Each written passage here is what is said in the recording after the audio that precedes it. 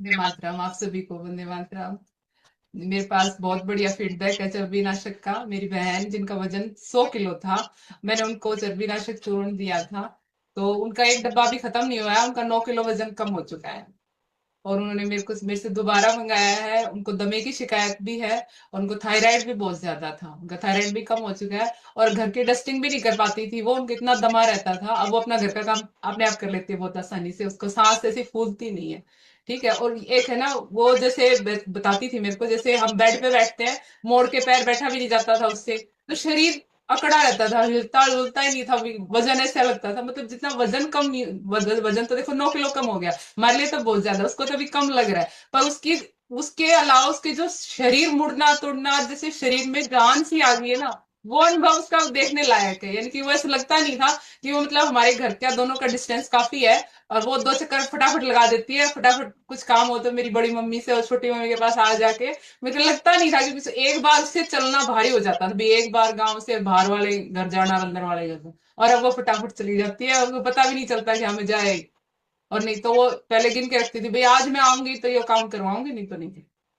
बहुत बहुत धन्यवाद आपसे मिलकर, ये परिवार है ना, जान है हम सबकी, बहुत बहुत धन्यवाद। ठीक है जी जी। दीदी, कितने समय सेवन किया दीदी?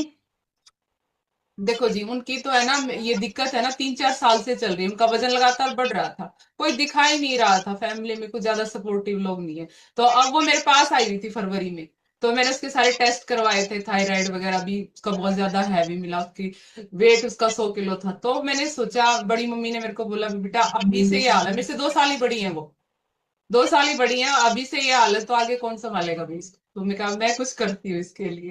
तो मैंने गोविंद भैया से बात की थी, तो उन्होंने मेरे को बताया था भी चर्बी नाशक चूर्ण दी। फिर मैंने कहा उसको तो थायराइड भी है, उसको दमा भी, बोले कुछ नहीं, पहले ये देना शुरू करो। और उससे भी पहले उसको, जैसे मैंने बताया, पैरों में बहुत दर्द रहता था, तो उसको वो यहाँ आई हुई थी, तो हमने लहसुन का दूध देना शुरू किया था उसको। तो वो यहाँ से गई तो 20 दिन लहसुन का दूध पी के, और उसके बाद चर्बी नाशक चूर्ण लेके गई। तो तब भी उसके पैर मुड़ने शुरू हो गए थे, आलती पालती नहीं लगाई जाती थी उससे, वो आलती पालती मारना उसने यही स्टार्ट कर दिया था, बल्कि 1 हफ्ते के अंदर ही स्टार्ट कर दिया था भैया उन्होंने। जब उन्होंने लहसुन का दूध पीना शुरू किया था ना, 1 हफ्ते में उनकी पालती लगनी शुरू हो गई, मुड़ता ही नहीं था पैर बिल्कुल पहले तो। और मैंने पहले लचीलापन आ गया। बात तो मैं भैया को, भैया उनका मतलब 1 हफ्ते में उसके पैर मुड़ने शुरू हो गए। तो बेड पे ऐसे जी। बैठे तो सीधे टांगे ही करके बैठ सकते हैं, बेड पे बैठ के पैर नहीं मोड़े जाते थे उससे।